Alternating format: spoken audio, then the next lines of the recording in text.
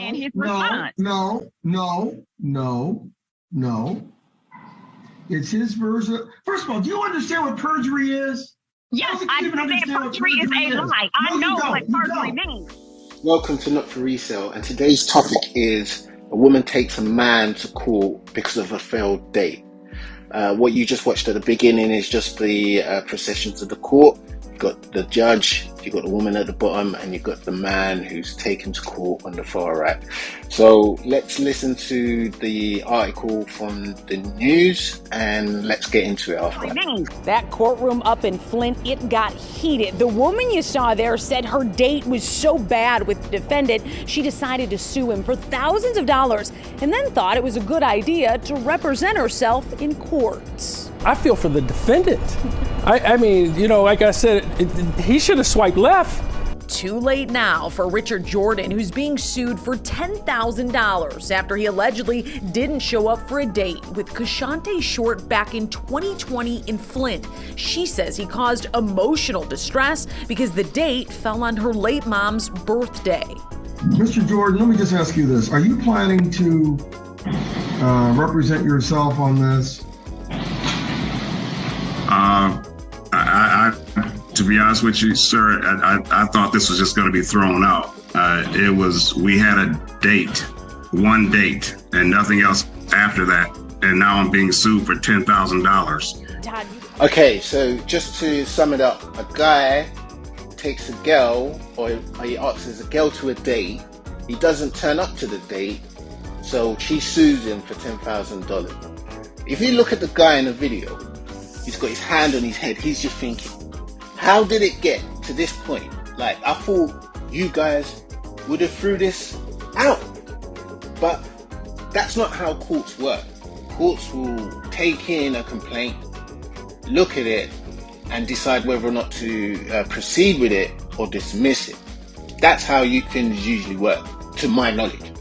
But this guy is coming to court, and when he actually realizes that the court is actually considering this complaint, he's confused. Now, I just want things to be clear, guys. Previously, especially in this dating market, people were having reservations when it came to marriage. And then it got to a point where people were having reservations of living with someone that you're not married to. All because these things have repercussions financially. And now we're seeing the birth pains of there's repercussions, possibly, maybe, we're walking right to it, dates. Todd, you've been doing this a minute. Ever seen anything like this? If I've seen something like this, I've seen someone go to jail. Defense attorney Todd Perkins wasn't in on this hearing, but says the judge has the patience of a saint as Ms. Short tried schooling him on everything during this recent Zoom hearing. Do not insult my intelligence as if I do not understand what the word perjury means. Is this the same intelligence where you decided to buy a cheap wig and it doesn't fit properly on your head and we can see the baby hairs underneath? Be quiet while I'm talking. You need to be quiet. Can you mute her, please? Because perjury is a criminal offense. She's walking through an airport. She's just, as the judge was muting her, she continued to talk. The best part, besides the look on this man's face, Ms. Short didn't even file in the right court. Bottom line is you said it's a criminal offense, so I will send it to circuit court. Are we done here? No, you don't understand, ma'am. You don't understand. Are we done here? Are we done here? Like several other of Ms. Short's bizarre lawsuits, this one too got booted from district court. And as for the alleged bad date guy, our hearts go out to him. You know, I think he's going to get some good dates off of his patience in dealing with this. So, you know, maybe he could use a bad moment for some good. Reporting in Flint, Jessica Dupnack, Fox 2 News. When I was watching it, I was just, in the back of my mind, I was just thinking, I hope that none of the participants in this article are black, because they represent me and my community. Like, even though they don't, but in a microlistic way, small, tiny portion of it, they do. As soon as all the participants were revealed, I was like, drats, man, this is what we're to be expected down the line in our community. And the minute that she started speaking, you could just hear the discontent, the lack of respect to the judge immediately. Like, if I was doing what she was doing, I would for sure be in jail.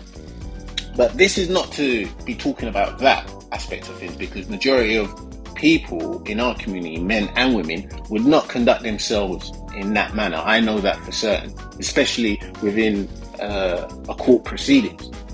But you could see the red flags from the get-go. She was a know-it-all. She knew more than a sitting judge who obviously had to study many years to get into that position.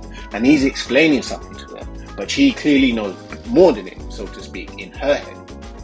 And the discontent and the triviality of the whole subject matter, that you're taking someone to court because he didn't turn up on a date, like, really questions where we're all walking to, where we're all sleepwalking to in our community. Post your comments down below. Let me guys know what you guys think of all of this. Till the next one.